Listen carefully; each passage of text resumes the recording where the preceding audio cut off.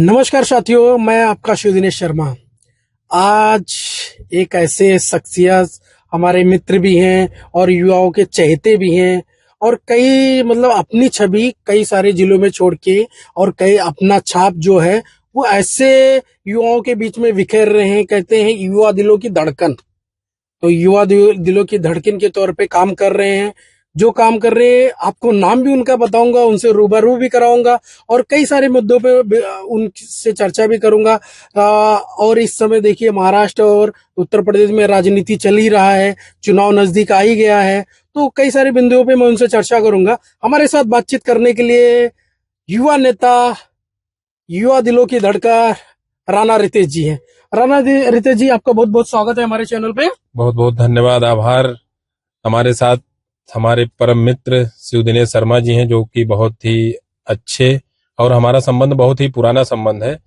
आज मैं इनके साथ अपने क्षेत्र के मुद्दों पे विकास करने के लिए यहाँ पे आया हूँ। आपका बहुत बहुत आभार, आपने मेरे साथ टाइम दिया, इसके लिए आपका बहुत बहुत आभार, बहुत बहुत धन्यवाद। राणा रितेश जी, ये बताइए, देखिए चुनावी रण में तो बहुत सारे लोग वादे तो इतने करते हैं, बड़ी बड़ी बातें करते हैं, बड़े बड़े वादे करते हैं, लोगों के बीच में जाके और लोगों से फिर लेके कहते हैं कि आज घूम रहे गली में कल मिलेंगे दिल्ली में। वो वाला हो जाता है कि उनसे अगर जनता किसी भी मुद्दे को लेकर बातचीत करना चाहे, किसी कार्य को लेकर बातचीत करना चाहे, तो उन्हें ढूंढने के लिए कम से कम उन्हें 2-4-10 दिन, कहीं कहीं एक एक महीना ढूंढना पड़ता है, तो जाके कभी मिलते हैं। और मिलने के बाद में उनका वादा इतना लंबा रहता है कि जैसे कोर्ट का तारीख, 2 महीने की तारीख, 10 महीने की तारीख, लेकिन कार्य उनका नहीं होता है। तो आखिर ये बताइए कि आप राजनीति में आ रहे हैं, तो क्या आपके क्षेत्र के लोगों का भरोसा किस तरीके से आप जीतना चाहेंगे? राजनीति में आना है, और राजनीति में मेरे साथ मेरे जो युवा साथी हैं, जो बड़े बुजुर्ग हैं, सभी का मेरे ऊपर आशीर्वाद बना हुआ है।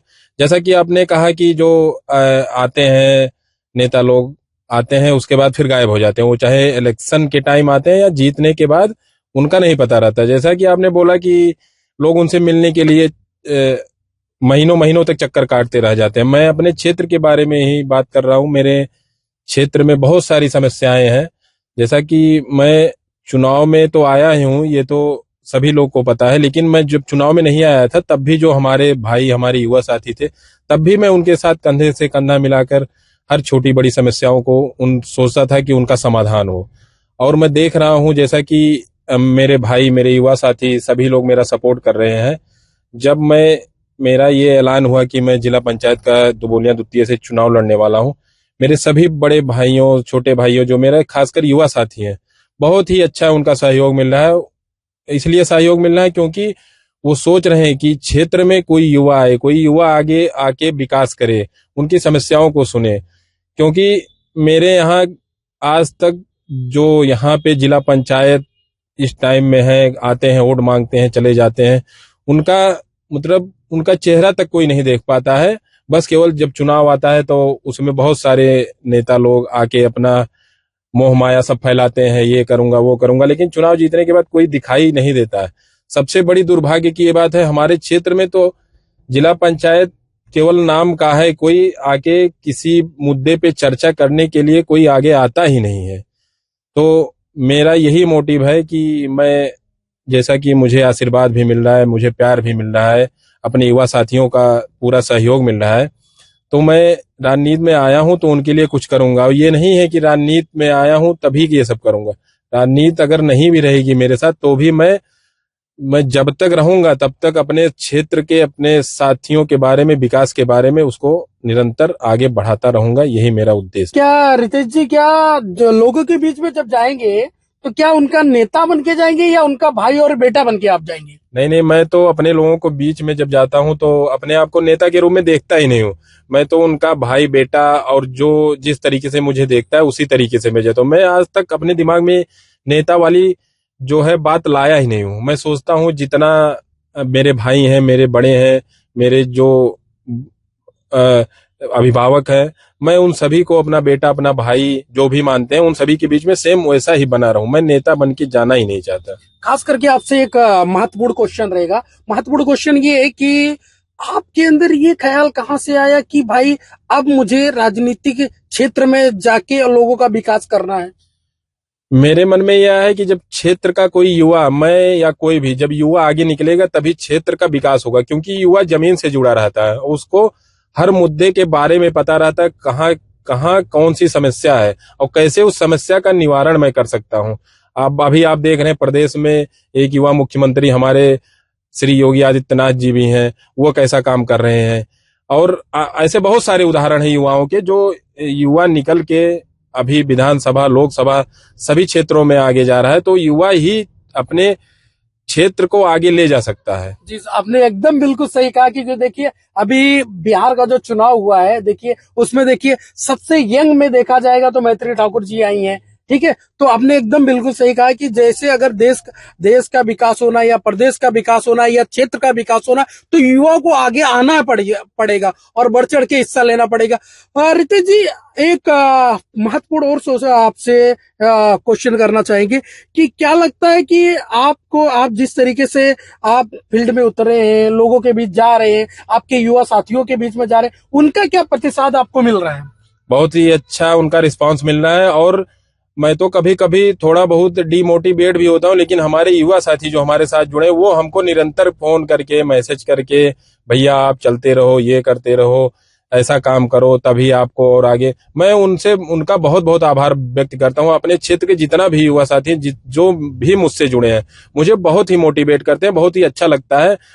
मैं उनके लिए आगे आया हूँ और ऐसे आगे उनके साथ बना रहूंगा। बहुत ही अच्छा मुझे लगता है, बहुत ही अच्छा रिस्पांस भी मिल रहा है और मैं ऐसे ही निरंतर काम करता रहूंगा क्षेत्र के जी लिए। जी, बिल्कुल। फीडबैक भी हमने कई सारे जगहों पे लिया है कि राणा रितेश जी कई सारे युवा या माताओं, बहनों या भाइयों या बुजुर्गों का कोई भी समस्या रहता है तो एक युवा जब समस्या लेकर किसी नेता या किसी के पास जाता है और ना राजनीतिक जीवन में कभी उन्होंने प्रवेश किया है, उसके बाद में भी लोगों का जो भी समस्या रहता है उसका निवारण के लिए वो दर बदर किसी ना अधिकारी के पास या किसी नेता के पास या किसी विधायक के पास, सांसद के पास, सबके पास जाते हैं। तो अगर उनको ही नेता बना दिया जाएगा तो वो किस तरीके से काम करेंगे, ये तो जनता को सोचना है। जनता क्या आपको किस तरीके से आशीर्वाद दे रही है, क्या दे रही है, वो आप और माताओं बहनों के बीच में आप जब जाते हैं तो माताओं बहनों से क्या प्रतिसाद और बुजुर्गों से क्या प्रतिसाद मिलता है? बहुत ही बुजुर्गों से मुझे बहुत ही आशीर्वाद है। सभी लोग मुझे मतलब ऐसा प्यार देते हैं कि मैं उनका आभार नहीं व्यक्त कर सकता। वो मुझे अपना बेटा मान के ही वो करते हैं। हालांकि पता नहीं क्या भगवान का आशीर्वाद है या बड़े बुजुर्गों का आशीर्वाद है जो मुझे इतना प्यार मिल रहा है। मेरा तो कोई राजनीतिक बैकग्राउंड भी नहीं है, लेकिन इतने कम समय में मुझे इतना ज्यादा प्यार मिला है, वो उसके लिए मैं अपने क्षेत्रवासियों को बहुत बहुत धन्यवाद देना चाहता हूँ, बहुत बहुत आभार प्रकट करना चाहता हूँ जिस तरीके से उनका प्यार और आशीर्वाद मुझे मिल रहा है। एक और महत्वपूर्ण आपसे जानकारी लेना चाहेंगे, अगर इस राजनीतिक जीवन में आपका पहला कदम रखने के बाद में आप किस तरीके से अपने क्षेत्र का क्या विकास करना चाहेंगे? सबसे पहले आपका विकास क्या रहेगा, विकास का कौन सा कदम पहला रहेगा वो बताएं। अभी जैसे मैं राजनीतिक उसमें आया हूं तो मेरा पहला प्रयास है कि मैं अपने क्षेत्र से जिला पंचायत का चुनाव लड़ने का पूरा एकदम मेरा पूरा दावा मजबूत किया हूं अपना जिला पंचायत दुबोलिया द्वितीय से। और मैं 100% कह रहा हूं मुझे पूरा आशीर्वाद बड़े बुजुर्ग सबसे मिलेगा। और मैं ये दावे के साथ कह सकता हूं अगर मैं चुनाव में आया, जिला पंचायत द्वितीय से मैं चुनाव अगर जीता, तो इतना विकास होगा कि आने वाले सभी युवाओं के लिए प्रेरणा स्रोत बनूंगा मैं। इतना मैं गारंटी के साथ कह सकता हूँ। नहीं नहीं, बहुत बहुत बिल्कुल बहुत बड़ी बात आपने कहा। क्योंकि देखिए क्या रहता है, जब युवा खड़ा होता है, युवा देश की तरक्की के बारे में सोचता है, क्योंकि युवाओं के पास समय होता है, युवाओं के पास समय काफी होता है। और अगर युवा से देश की तरक्की के बारे में सोचता है, क्षेत्र की तरक्की के बारे में, विकास के बारे में सोचता है, तो काफी विकास तक हद तक लेके जाते हैं। तो अब तक की आपकी अभी तक की कितनी तैयारियां रही और आगे क्या तैयारी, और सपोज दैट कि अगर किसी राजनीतिक दल ने आपको अपना उम्मीदवार नहीं बनाया तो उस पे क्या आपका रिएक्ट रहेगा? ये तो अगर किसी पार्टी ने अपना उम्मीदवार नहीं बनाया या जो भी है, फिर मैं अपने जो युवा साथी हैं, जो बड़े बुजुर्ग हैं, उन सभी से सलाह मशविरा जैसा वो कहेंगे उन्हीं के उस पे मैं चलूंगा।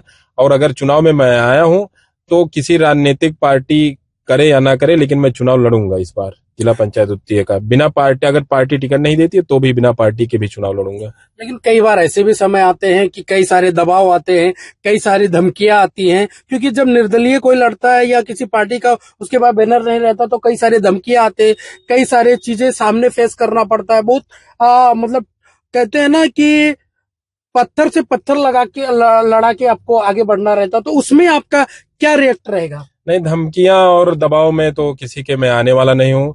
जैसा कि आपने पिछले दिनों में देखा, धमकी और मेरे ऊपर प्राण घातक हमला भी हो चुका है। यही मेन तो राजनीतिक मुद्दा ही है कि जैसा कि मुझे मारने का प्रयास किया गया, हालांकि मैंने किसी का कुछ किया नहीं था, तो मेरे साथ प्रभु खड़े थे और मैं अपने क्षेत्र में जो मैं चल रहा था, वही सब जितने भी लोग हैं, मेरे नाम नहीं लेना चाहता हूँ, सबकी ऑडियो रिकॉर्डिंग भी है मेरे पास और मैं वो जनता के सामने प्रत्यक्ष प्रमाण भी करूंगा। लेकिन वही है ना, मैंने किसी का कुछ किया नहीं था। तो वो एक कहावत आपने सुनी होगी, प्रभु हमेशा आपके साथ खड़े रहते हैं, अगर आप किसी का अच्छा सोचेंगे तो आपका भी अच्छा होगा। तो दबाव तो अब इससे ज्यादा मेरे ऊपर जो प्राण घातक हमला हुआ है, इससे बड़ा दबाव तो अब नहीं आ सकता मेरे राजनीतिक जीवन में। और मेरे लिए ये एक स्टार्ट था, जो मेरे ऊपर राजनीतिक स्टार्ट था, और स्टार्टिंग में ही मेरे ऊपर हमला हो चुका है। और ऐसा हमला कि मैंने जीवन में कभी सोचा ही नहीं था कि ऐसा हमला मेरे साथ भी हो सकता है। मैं तो कभी किसी का नाम भी नहीं लेता हूँ, ना किसी का चर्चा करता हूँ, लेकिन मेरे पीछे इतने बड़े बड़े लोग लगेंगे मुझे खुद ही नहीं पता था। हालांकि बहुत अच्छा भी लगता है, चलो कम से कम इसी बहाने सीख तो मिली। हाँ, कई बार ऐसे भी रहते कि तरक्की के रास्ते पे जब कोई युवा आगे निकलता है तो लोगों को लगता है कि उनकी राजनीति खत्म हो जाएगी, या जैसा आपका वर्चस्व बन रहा है लोगों के बीच में, वैसा उनका वर्चस्व खत्म हो रहा है। तो कई सारे ये तो उतार चढ़ाव लगे रहते हैं।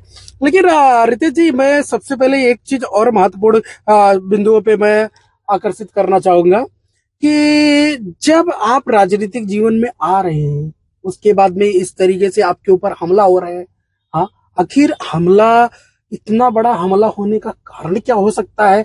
क्या उनको आपसे किस चीज का डर रहा है कि जो आप पे इस तरीके से हमला वो कर रहे हैं? उनको इस चीज का डर है कि एक युवा इतने कम समय में, ना कि इनका कोई राजनीतिक बैकग्राउंड, ना कुछ, ना इनका कोई सपोर्ट, खुद के दम पे इतना ज्यादा सपोर्ट और प्यार जो हमारे युवा साथी है, खासकर युवा साथी मेरे साथ इतने जुड़े हैं कि वही सब विरोधियों की आंख में खटक बना हुआ है।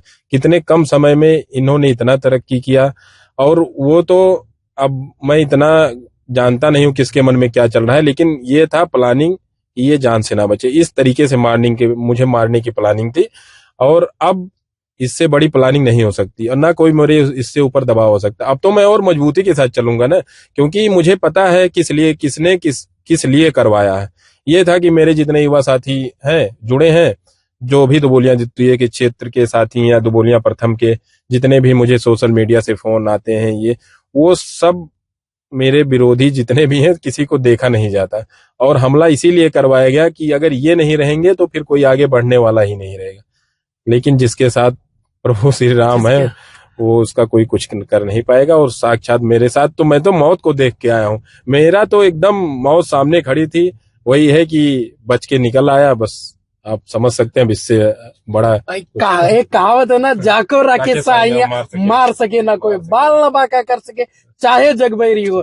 देखिए, हमारे साथ रितेश जी, राणा रितेश जी थे, और वो युवा है, युवाओं के चहेते हैं, युवाओं में काफी उनका क्रेज है। लेकिन कहते हैं ना कि जब किसी की राजनीति खत्म हो रही, उगता सूरज होता है, तो उसको दबाने की बहुत सारे कोशिश करते हैं। लेकिन कहते हैं ना, जाको राखे साइया मार सके ना कोई। ठीक है, इसी कड़ी में फिर दोबारा मिलेंगे, तब तक के लिए जय हिंद, जय यूपी।